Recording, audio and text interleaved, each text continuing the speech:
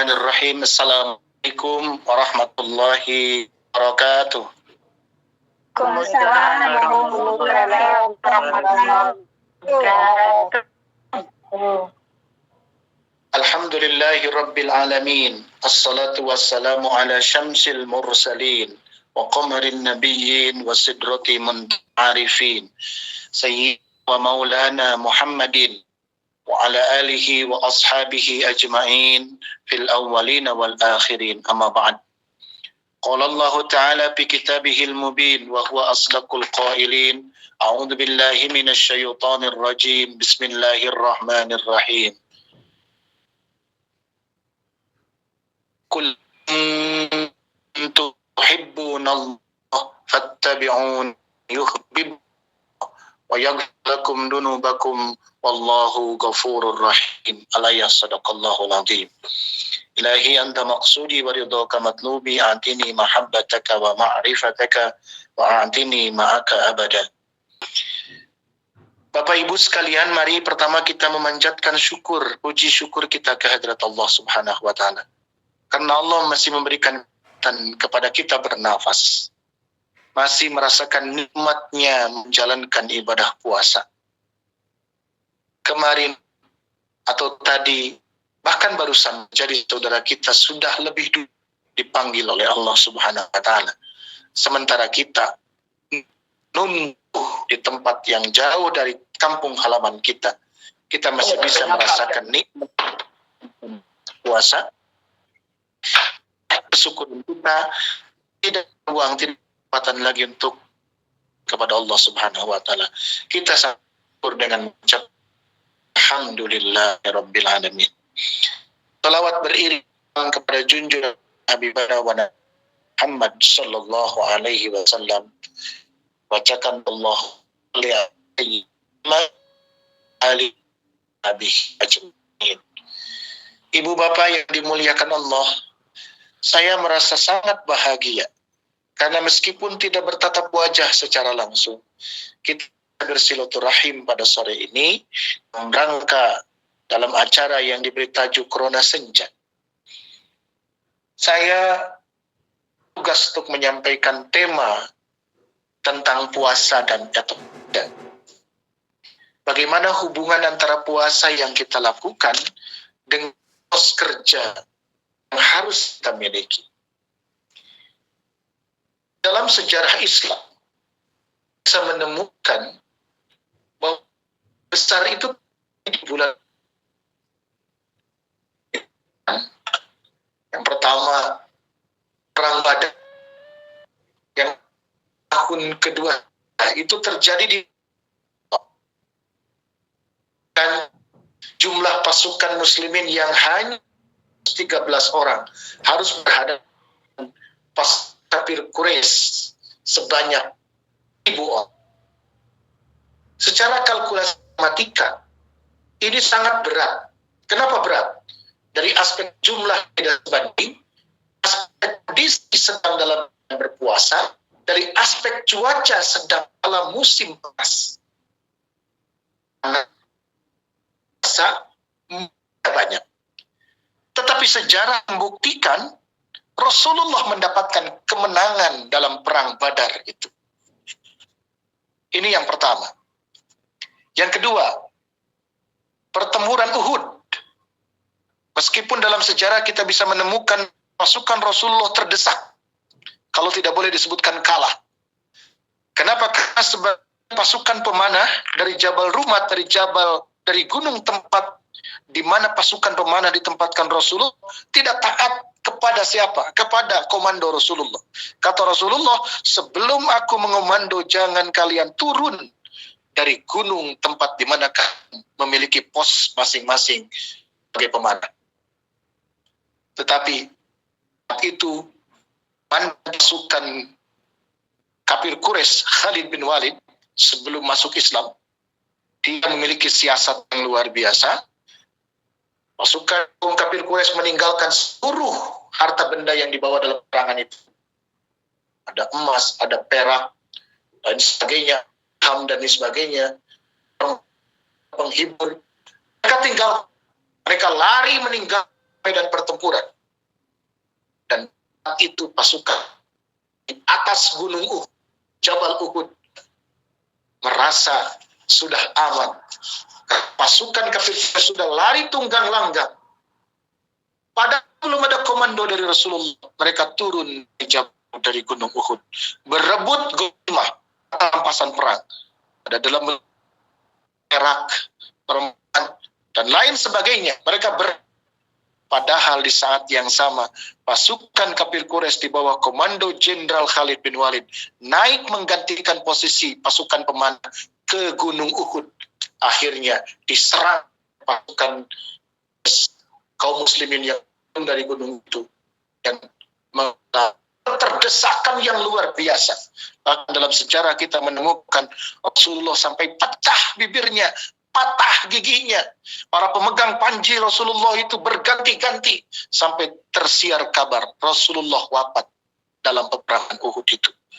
Kenapa? Karena bagian bukan Rasulullah tidak disiplin. Ini terjadi di bulan suci Ramadan tahun ketiga Hijriah.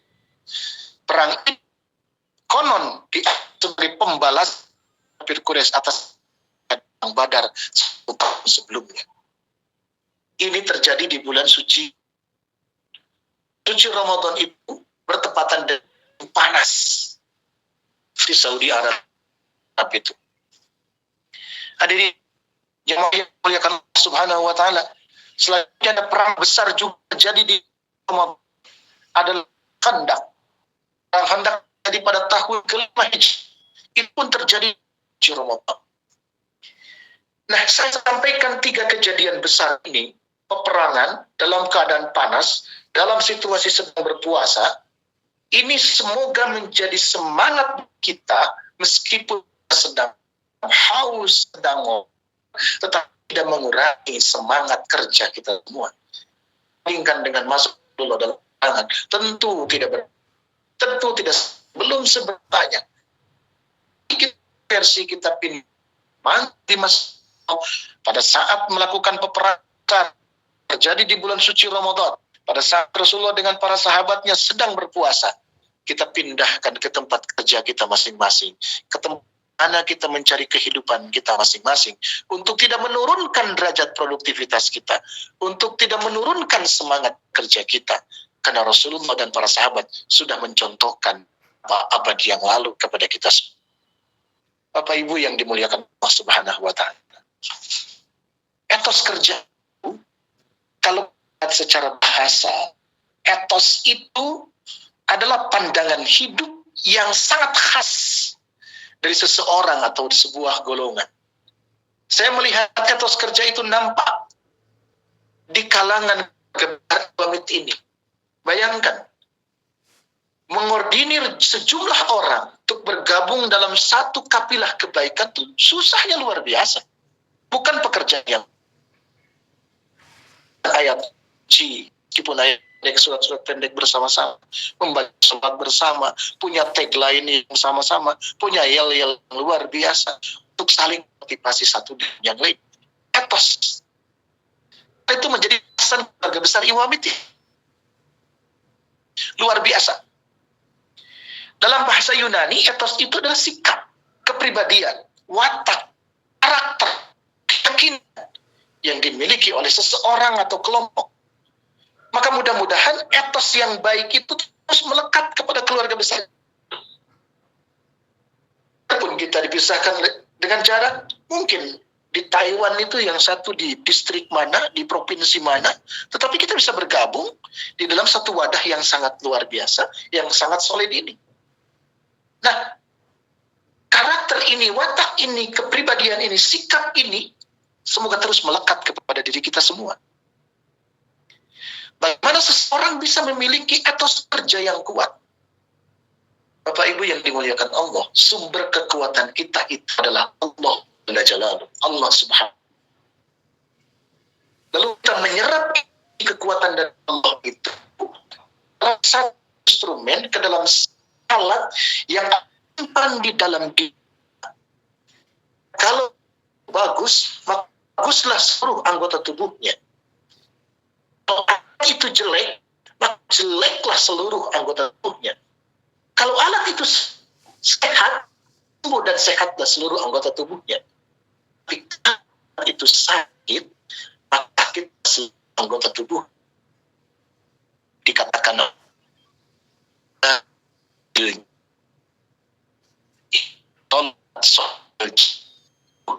wa idza fasadal jasadu kullu al-hiya al-qalbu. Ketahuilah, sesungguhnya di dalam jasad manusia, dalam fisik kita semua itu mudgotun, ada segenggam daging, ada sepal daging. Idza saluh, daging itu positif, itu baik, al jasadu kullu, maka seluruh anggota tubuhnya dari ujung rambut sampai ujung kaki akan sembuh, akan sehat, akan positif. Jika segenggam sekepal daging itu sakit, jelek, negatif, fasadal jasadu kullu, maka jelek, negatif, dan sakit seluruh anggota badannya. Bagaimana terus? Ala hiya al-qalbu. Segenggam daging, sekepal daging itu al-qalbu, hati kita semua. Selagi hati kita sehat, selagi hati kita positif, maka itu akan berpengaruh kepada seluruh organ tubuhnya. Guru saya mengatakan begini, Bapak Ibu, kalau kamu rasakan sakit kepala, jangan dulu cari obat sakit kepala. Tanya ke hatimu, dosa apa yang pernah kamu lakukan. Setelah itu ingatlah Allah di dalam hatimu, dan sambungkan ingatanmu di hati itu tempat kepala di mana engkau merasakan sakit. Kamu merasakan mata, jangan dulu dokter mata. Istighfar dulu buat itu terjadi karena dosamu. Ingat Allah dalam hati, sambungkanmu kepada matamu yang sedang sakit. Demikian seterusnya.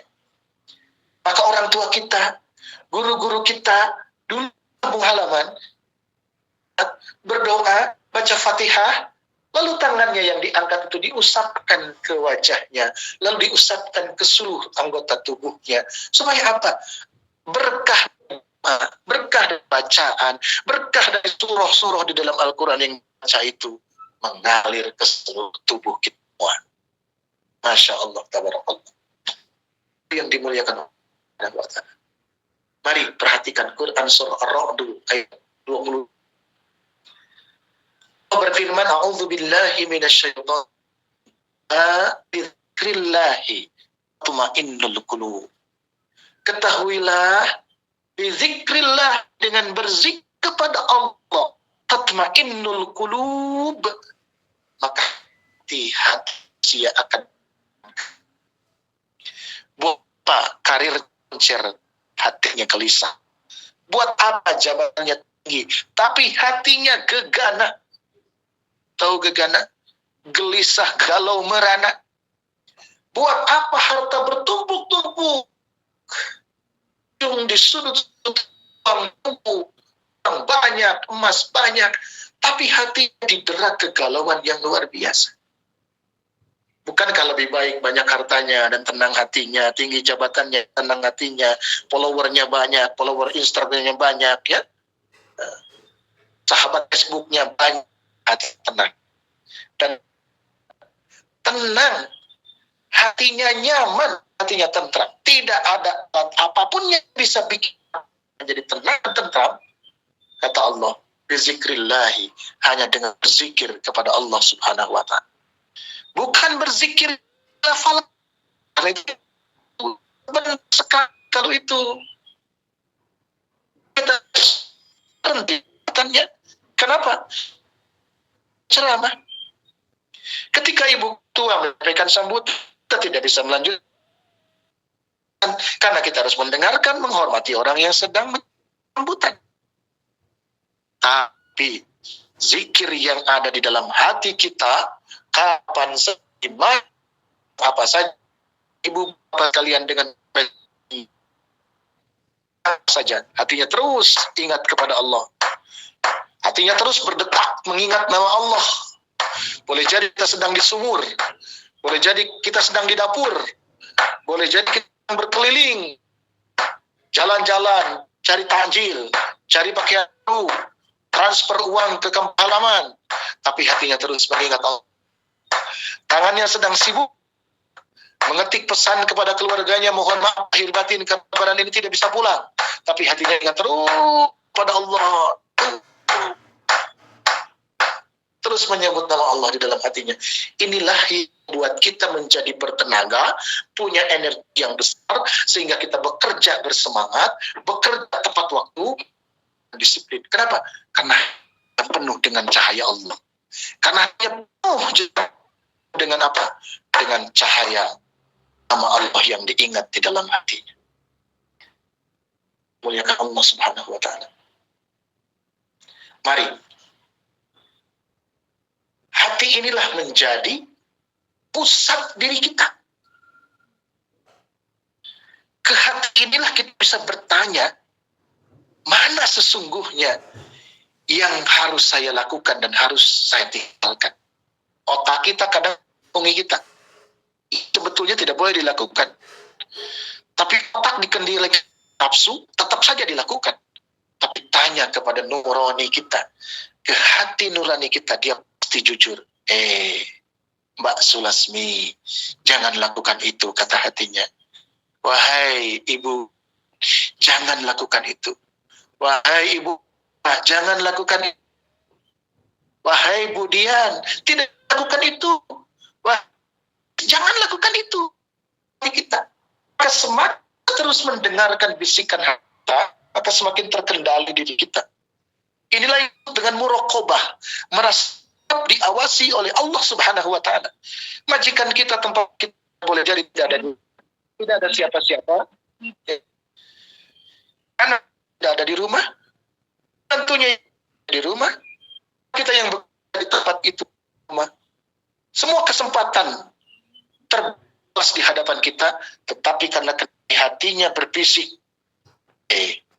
jangan kau ambil, itu milik orang lain.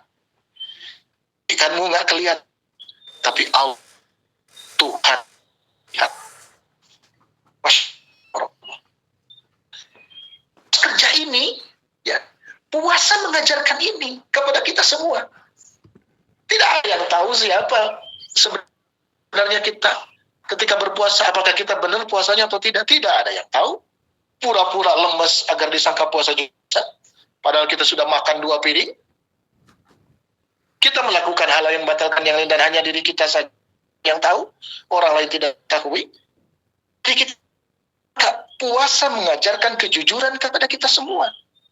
Itulah apa Allah menjanjikan di dalam hadis qudsi, as-saumu li wa ana ajzi bihi. Saum itu untukku, spesial untukku. Wa ana ajzi bihi, dan Allah yang akan langsung memberikan balasan atas saum yang dilakukan oleh hamba-hambaku. Langsung itu dinilai oleh, tidak dinilai oleh malaikat, tidak oleh malaikat. Allah langsung yang memberikan penilaiannya. Kenapa? Karena itu ada rahasia antara kita dengan Allah saja yang tahu. Kualitas saum itu hanya diri kita dengan Allah saja. Nah, kalau etos menjadi permadani yang di dalam diri kita, maka puasa mengajarkan kepada kita supaya kita jujur, supaya kita bisa mengendalikan diri, supaya kita sadar bahwa kita ditatap, dilihat, diperhatikan, monitor, di CCTV oleh Allah SWT. Kapan saja, di mana saja. Masya Allah. Allah, puasa mengajarkan kepada kita supaya difokus. Apa yang paling ditunggu oleh orang-orang yang berpuasa? Yang paling ditunggu adalah adzan maghrib.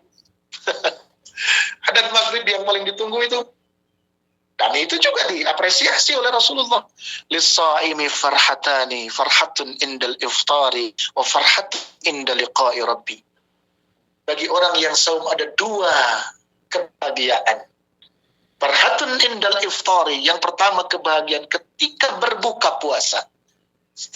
Kita berbuka pada ketika adzan maghrib dikumandangkan ke matahari, atau nanti di akhir Ramadan berbuka ditandai dengan takbir pada saat Idul Fitri.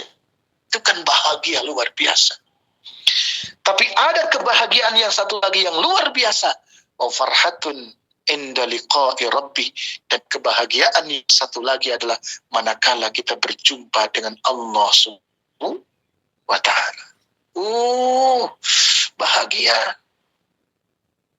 Nah, kita kan fokus. Baik kita puasa dari mulai imsak. Dari mulai terbit fajar. Imsak itu warning. Peringatan. Sebentar lagi masuk waktu subuh. Sudah, berhenti makan. Tuh. Masih bolehkah kita makan ketika imsak?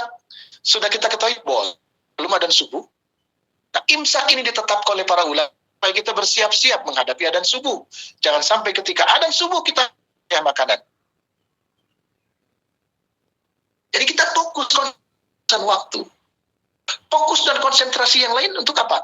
Untuk tidak melakukan hal yang puasa kita. TK. Oleh anak-anak yang belajar di taman kanak-kanak Al-Quran di TK. Bisa anak-anak itu.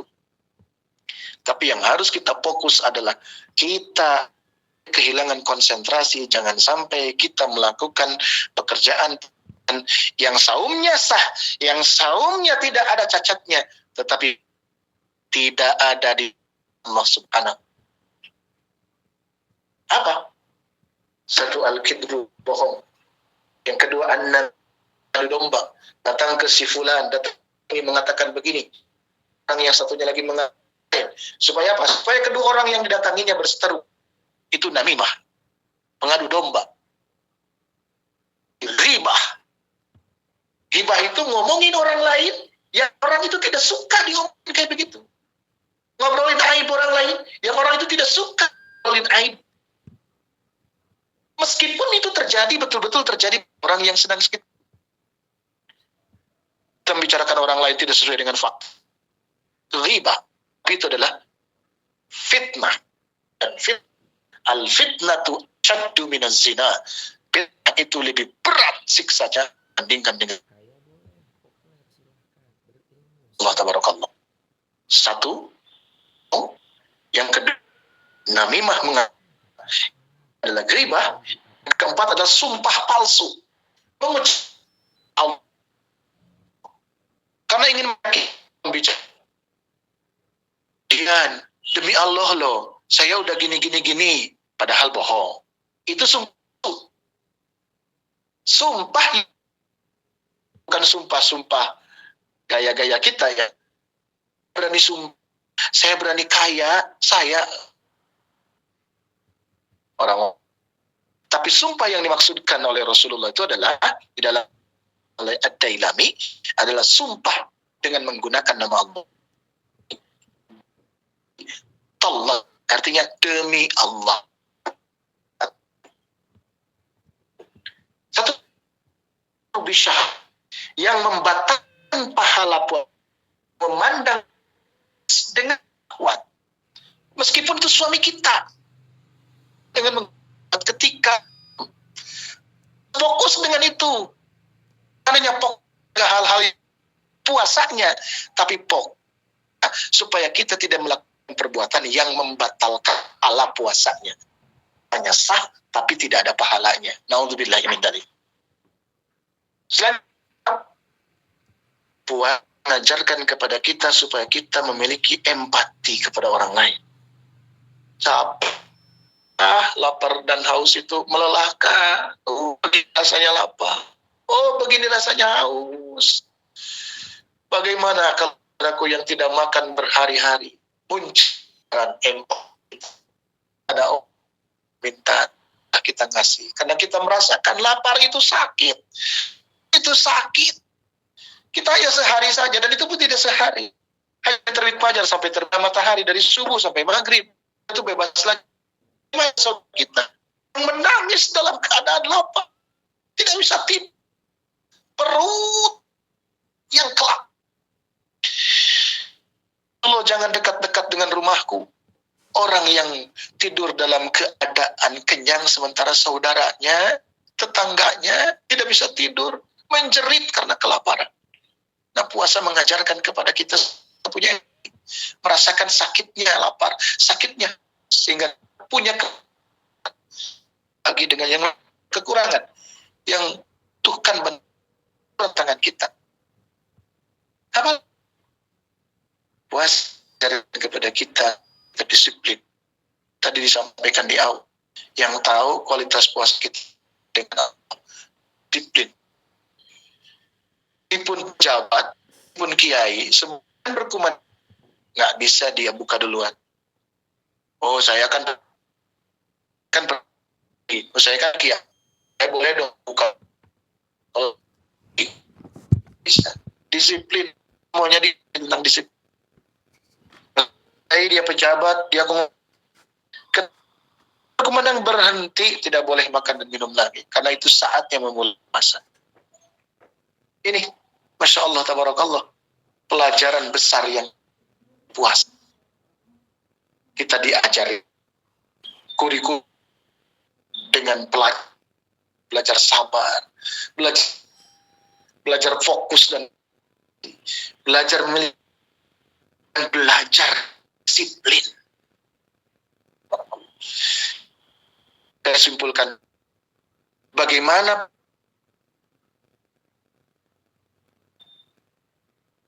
kuat sejarah di masa-masa para sahabatnya puasa tidak untuk melakukan kegiatan, bahkan kegiatan yang besar, yang berat dalam menempuh. Saya mengajarkan kepada kita memiliki rasa empati, dan semua itu sumber dari apa? Kondisi hati kita masing. Maka mari belajar sama-sama dengan cara apa? Dengan cara berzikir. Likulli syai'in syiqalah wa zikrullah. Segala sesuatu membersihkannya. Zikir kepada Allah, Kalau kita mencuci itu ada sabun yang kita pilih untuk membersihkan. Kita yang putih kita cari deterjen, cairan yang bisa membersihkan noda kita. Membersihkan tubuh juga ada alat. Ingin bersih hati lalu mati, bukan alat. Tapi ingin bersih hati bukan dengan meminum deterjen, bukan meminum cairan-cairan memutihkan pakaian, tapi apa? Dengan berzikir. Zikir hati menjadi bening. Beningnya hati kita bisa melihat kebaikan sebagai kebaikan, kita bisa melihat kebatilan sebagai kebatilan, sehingga kebaikan. Bapak Ibu yang dimuliakan Subhanahu wa ta'ala, inilah menekan adanallah wa'in wa'alallahi tawakkal masir Allah la akbar mitariq. Assalamualaikum warahmatullahi wabarakatuh. Waalaikumsalam warahmatullahi wabarakatuh.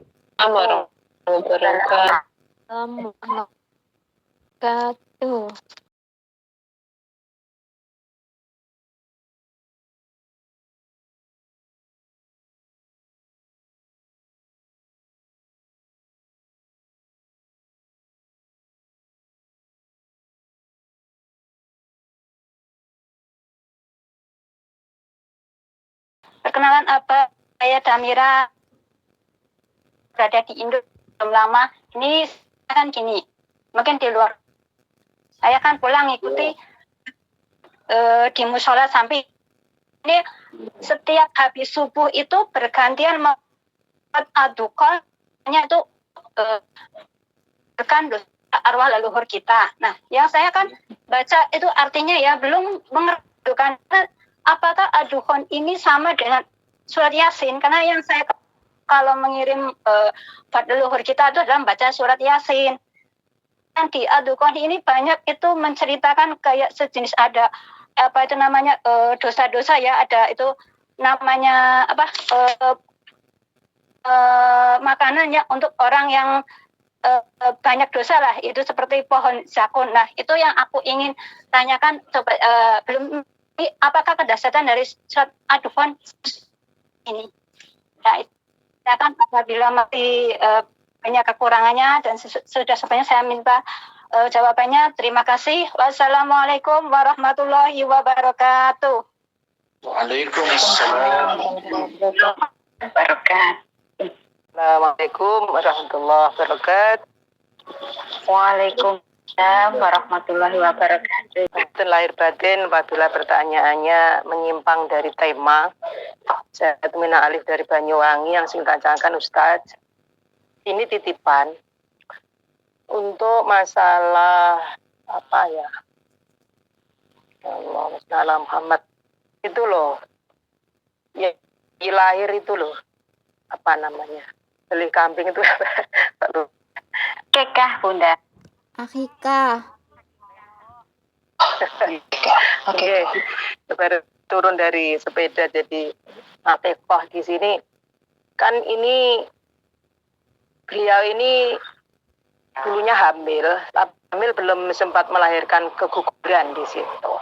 Nah, keguguran ini namakan legi di situ.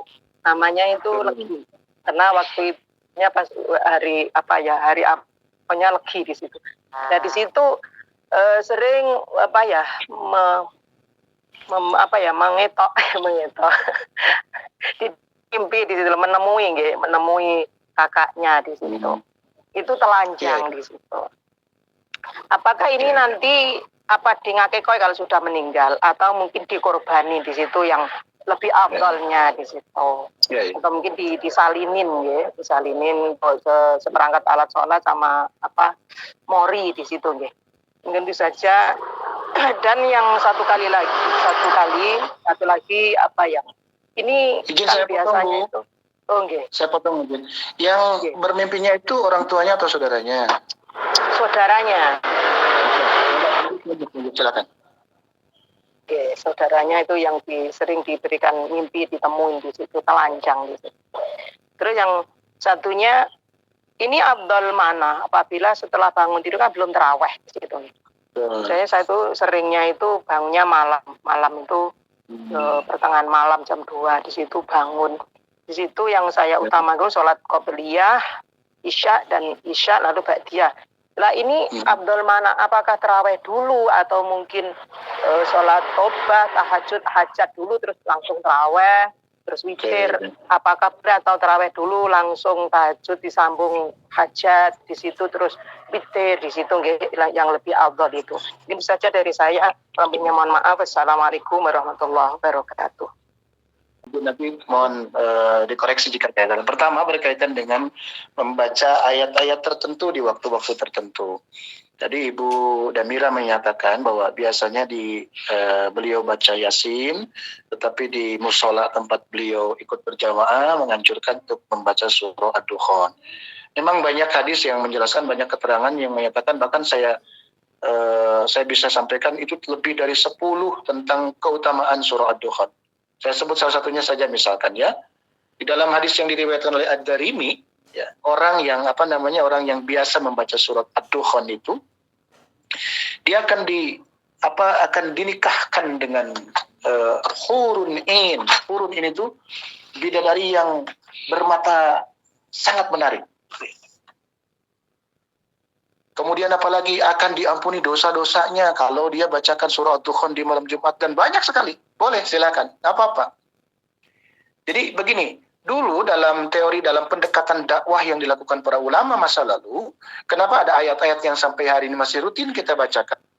Misalkan Yasin, Waqiah, surah Al-Mulk, Ar-Rahman, dan lain sebagainya di malam-malam tertentu, misalkan di malam Jumat, itu sebenarnya bukan berarti tidak boleh baca surat-surat yang lain. Boleh, silakan. Atau misalkan yang belum bisa baca Yasin, belum baca Quran, bisanya baca Fatihah saja boleh, nggak apa-apa. Nah, kenapa yang dibacanya hanya surah Yasin saja? Selain memang fadilah surah Yasin, fadilah surah Waqiah, fadilah surah Dukhan, jadi para ulama memiliki strategi. Kalau baca surat yang panjang-panjang yang lebih banyak itu agak repot. Maka dibiasakan saja satu surat yang fadilahnya sudah diketahui, yang keutamanya sudah diketahui, sehingga dengan terus berulang-ulang, ya, orang akan hafal dengan sendirinya tanpa menghafalkan. Mohon maaf Bapak Ibu, kalau kita mau jujur, banyak surat-surat dalam Al-Quran, ya, surah-surah pendek ataupun surah-surah yang agak panjang ayat-ayatnya, yang kita hafal padahal kita tidak sempat menghafalkan. Kenapa? Karena kita di masa kecil selalu ikut orang tua kita di majelis-majelis pengajian, membaca Yasin, membaca Waqiah, membaca Dukhon, membaca Ar-Rahman dan lain sebagainya, Al-Mulk dan lain sebagainya. Karena terus diulang, terus kita dengar sampai kita hafal. Kan begini kan mahal, menghafal tuh mahal loh.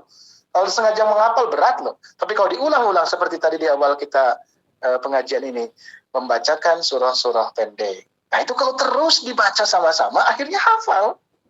Kenapa? Ada teori yang disebut dengan hatam. Hafal tanpa menghafalkan. Dengan cara apa? Dengan repetasi. Repetasi itu apa? Dengan pengulangan. Diulang-ulang terus sampai hafal. Ya? Banyak fadilah-fadilah surah Tuhan. Jadi, gimana? Teruskan. Bagus, nggak apa-apa. Silakan. Bagaimana kalau saya berhenti membaca Dukhon? Boleh ganti dengan yang surat yang lain yang biasa kita baca. Jangan menghentikan kebaikan. Kalau biasa kita baca surah Dukhon atau Yasin pada waktu tertentu, tapi kita tidak bisa membaca full, baca sebagian ayatnya. Mungkin satu ayat saja. Yasin misalkan, A'udzubillahi minasyaitonirrajim. Yasin, Sadaqallahul Azim. Boleh, nggak apa-apa, silakan. Asal tidak bermaksud bercanda saja, karena terbatas waktunya, karena kita misalkan terlalu lelah bekerja, hanya bisa baca satu ayat, dua ayat saja, nggak apa-apa, silakan. Begitu. Nah ini untuk yang Ibu Damira yang tentang Ad-Dukhon. Kemudian Ibu yang dari Banyuwangi, Nyun Sewu, kalau saya tidak bisa lupa namanya tadi ya. Mana dulu? Tarawih dulu atau sholat sunnah yang lain? Bapak Ibu yang dimuliakan Allah, mohon izin mohon maaf ya. Tarawih itu termasuk qiyamul lail ya, termasuk qiyamul lail. Ibu misalkan biasanya bangunnya malam. Mana dulu nih yang saya lakukan? Saya belum tarawih, karenanya baru sholat isya dulu, tarawihnya malam. Mana enggak? Silakan, boleh mana saja. Mau tarawih dulu silakan. Mau tahajud dulu, nanti setelah selesai rangkaian tahajud silakan tarawih. Tapi mohon izin, witir harus dilakukan paling akhir. Karena witir itu penutup rangkaian sholat malam. Ya, penutup rangkaian sholat malam.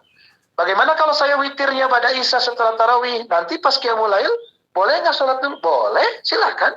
Boleh, tapi jangan ditutup witir lagi. Memang bagusnya, mohon maaf, bagusnya, ini ada dua riwayat. Pertama, riwayat yang disampaikan, yang didapatkan dari Umar bin Khattab. Kalau Umar bin Khattab, witirnya nanti di akhir sholat malam, sebagai penutup sholat sunat semuanya. Nah, ada juga riwayat dari Abu Bakar. Kalau Abu Bakar, witirnya dilakukan sebelum tidur. Kenapa?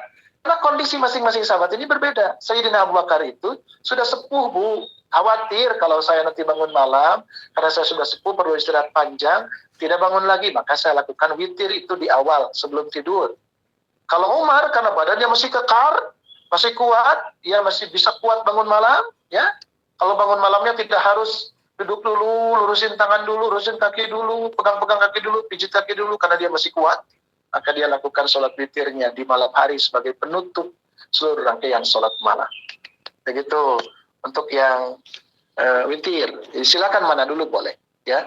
Asal kalau belum witir, sebelum tidurnya belum witir, nanti witir sebagai penutupnya. Kemudian untuk saudaranya yang wafat di masa kecil, apa yang harus diberikan terlebih dahulu, akikahnya atau kurbannya? Dia sudah wafat, ya. Kalau kurban lebih baik akikah. Saya sarankan akikah, ya. Karena kurban itu melekat kepada orang yang wajib kurban.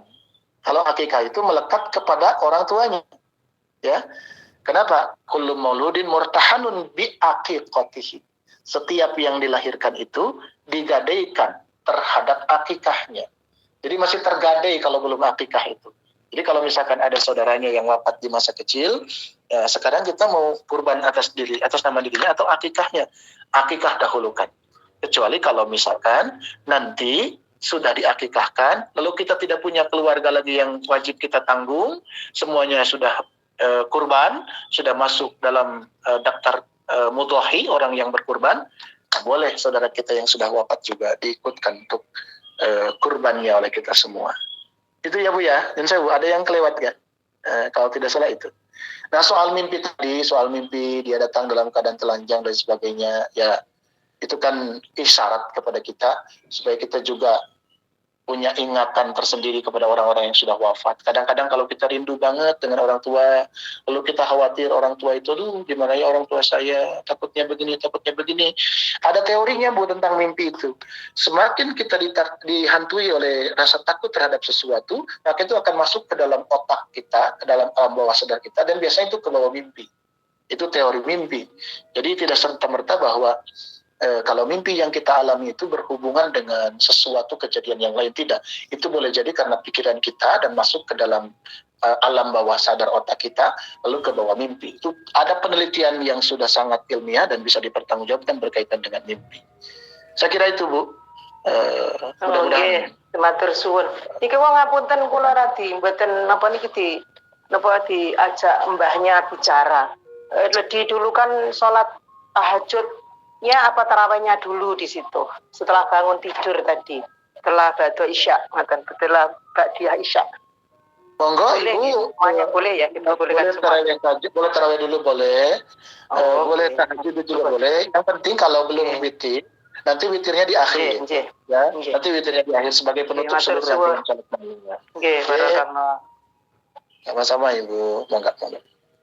Enggak Ibu, yang lainnya. Assalamualaikum warahmatullahi wabarakatuh. Waalaikumsalam. Waalaikumsalam warahmatullahi wabarakatuh. Kenapa kula Nurul Aini dari Malang, Jawa Timur, tanya Kausiong. Begini apa? Soal korban. Saya punya anak buah. Dulu memang belum diakikahi. Terus setelah sudah dewasa itu, saya memilih untuk korban, dan itu sudah saya niatkan, sudah saya laksanakan seperti itu karena menurut saya itu korban kan dilakukan 1 tahun sekali, sedangkan akikoh kan bisa dilakukan setiap saat. Itu bagaimana karena saya belum diakikoh, tapi sudah saya lakukan untuk mereka berdua seperti itu. Mohon penjelasannya, mohon ada dan batin. Wassalamualaikum warahmatullahi wabarakatuh. Waalaikumsalam warahmatullahi wabarakatuh. Itu sudah tepat yang dilakukan. Begini, karena akikah itu hukumnya sunnah. Sementara kurban itu wajib bagi orang yang mampu. Jadi dahulukanlah yang wajib, korban dulu sebelum akikah. Nanti Ibu bagus pertimbangannya. Akikah kan bisa sepanjang tahun, sementara kurban kan hanya di waktu-waktu tertentu saja, hanya tanggal 10, 11, 12, 13 Zulhijjah, 11 haji saja yang bisa kita korban. Bagus sekali. Enggak, silakan. Oke, matur suwun Abah. Nggih. Sama-sama, monggo. Assalamualaikum warahmatullahi wabarakatuh. Waalaikumsalam warahmatullahi wabarakatuh. Perkenalkan, saya Maria Mukaromah Ustadz dari Cilacap. Ini di luar tema ya Ustadz. Ini saya ada yang menjanggal di hati saya Ustadz. Gini. Iya, putra saya kan mau kerja malam-malam jam 12 perginya, tapi dia tuh menabrak kucing gitu Ustadz. Kata orang kalau menabrak kucing itu harus benar kalau menabrak kucing itu harus dikubur, diselamatin, terus harus beli mori gitu buat mengubur. Tapi putra saya karena gugup waktunya udah malam gitu, udah harus sampai di PT Astra itu, ya ditinggal aja itu kucingnya. Terus dia besok siangnya baru pulang, kembali lagi diambil kucing udah nggak ada gitu. Katanya nabrak kucing itu ada yang bilang akan ada kesialan gitu Ustaz. Apakah benar gitu? Terima kasih atas penjelasannya. Wassalamualaikum warahmatullahi wabarakatuh. Gini, kalau nabrak kucing disengaja itu yang dosa. Nabrak kucing disengaja, ada kucing di depan ditabrak disengaja sampai mati, itu dosa. Kalau nabraknya nggak disengaja, itu kan namanya musibah. Yang membuat disebut kesialan itu karena cerita orang yang membuat kita jadi takut. Akhirnya bawa kendaraan tidak konsentrasi, takut begini, kata orang akan begini, akhirnya tidak konsentrasi bawa kendaraannya. Apa yang terjadi? Oleh yang kendaraannya jatuh, celaka lah. Lalu dihubungkan, ini pasti gara-gara nabrak kucing. Padahal tidak konsentrasi bawa kendaraannya. Nah gitu. Bagaimana kasusnya kalau saya menabrak kucing, tidak disengaja ketabrak kucingnya sampai mati? Ya silakan dikuburkan dengan cara baik-baik. Begitu kan Islam mengajarkan begitu. Jadi kalau ada hewan yang mati, ya kita kuburkan supaya tidak membuat tidak nyaman orang lain, kan baunya bisa menimbulkan orang lain jadi tidak nyaman dan lain sebagainya. Apalagi kalau misalnya kita yang menabraknya, ya kita bereskan. Bukan anak saya lagi waktunya terburu-buru. Apakah boleh nanti didatangi lagi? Boleh, silakan.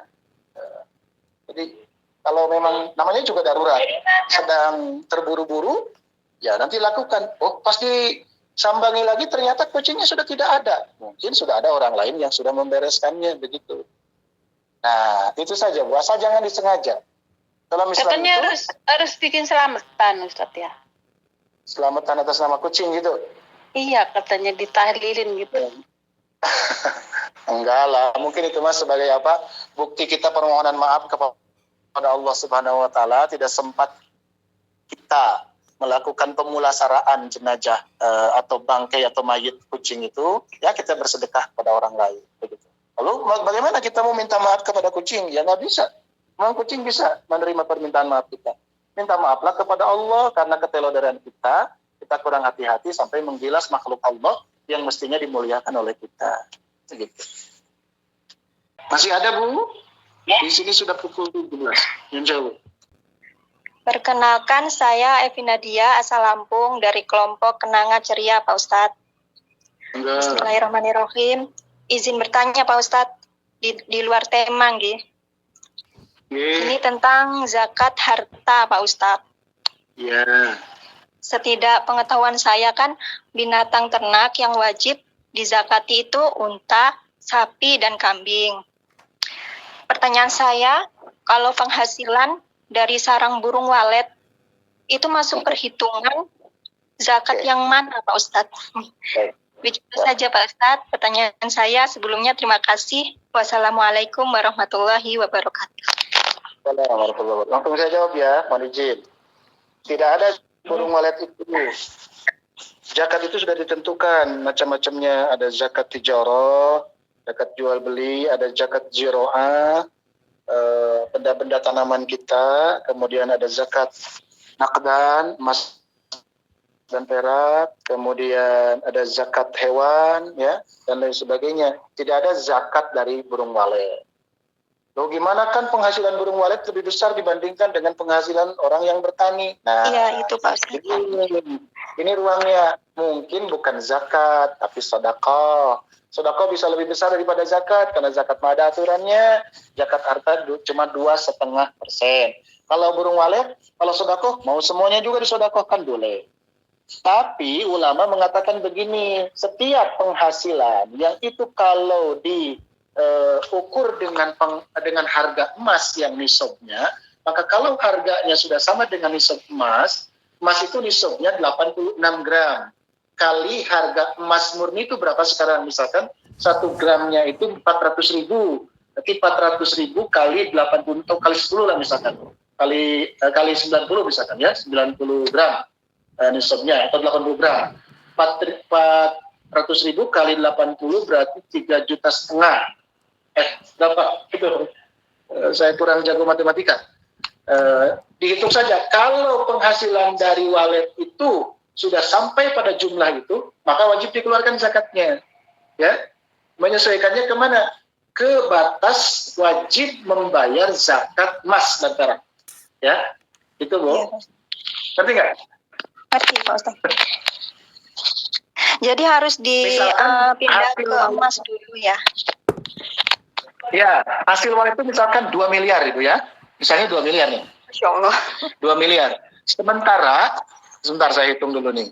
Sementara wajib zakat emas itu 86 gram ya. 86 gram kali 400 berapa ya yang umum emas itu harganya. Yang murni itu berapa ya? Contoh 500.000 lah misalkan ya. 43 juta. Tuh. Kalau orang sudah punya harta 43 juta ya, meskipun dari walet, maka dia mesti mengeluarkan zakatnya 2,5%. Berapa? 43 juta kali 2,5%. Tinggal dikeluarkan saja, dihitung. Ya, kali 2,5%. Berapa? Hanya 1.075.000 kalau punya 42.000 dari 2,5%-nya. Nah sekarang misalkan dari apa? Dari harta hasil walet misalkan, setelah dikurang-kurang biaya pemeliharaan dan sebagainya, hitung sudah masuk nisab nggak? Udah pasti masuk nisab. Tinggal dikeluarkan zakatnya 2,5%. Begitu, Insyaallah. Terima kasih. Terima kasih Pak Ustadz. Anda Mau menambahi boleh Pak Ustadz? Waktunya sudah habis, Bu. Waktunya habis, Bu. Waktunya sudah habis, Bu. Oh, enggak menambahi itu dong. bisa chat di line saya, insya Allah nanti saya jawab. Nggih, mohon maaf nggih, nggih. lain kali mohon. Mohon barokah doanya. Barokah doanya, Bapak. Sama pesannya. Mari silakan. Barokah doa, mohon barokah doa, Bapak. Sama kesan dan pesannya di Iwang. Mari kita sama-sama berdoa kepada Allah Subhanahu wa taala, semoga Bapak Ibu yang masih di Taiwan, yang masih bekerja, Allah memberikan perlindungan, sehat, selamat, sukses. Dan yang sudah di Indonesia, semoga dengan seluruh keluarga kita yang ada di tanah air ataupun di tempat perantauan kita, semoga Allah lindungi. Semoga seluruh pekerjaan kita, apapun bentuknya, apapun jenisnya, itu menjadi ladang ibadah bagi kita semua. Dan memberikan keberkahan rezeki kita, berkah keluarga, berkah kehidupan kita semua, dunia dan akhirat. Allahumma salli wa sallim wa barik amin ya Allah ya rabbal alamin. Bismillahirrahmanirrahim. Alhamdulillahi rabbil alamin. Allahumma salli ala sayyidina Muhammad. Innal ladzina yubayyi'unaka kama yubayyi'una Allah yadullahi fawqa aydihim. Faman nakatha fa innama yanqutu ala nafsihi. Faman awfa bima ahada alayhi Allah faqad ajran 'azima.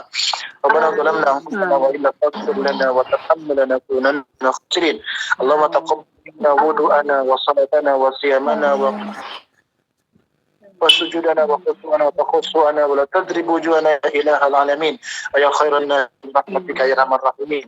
اللهم الكل ومنك الكل وإليك الكل وأنت الكل والكل برحمتك يا أرحم الراحمين والحمد لله رب العالمين. الفاتحة. أعوذ بالله من الشيطان الرجيم.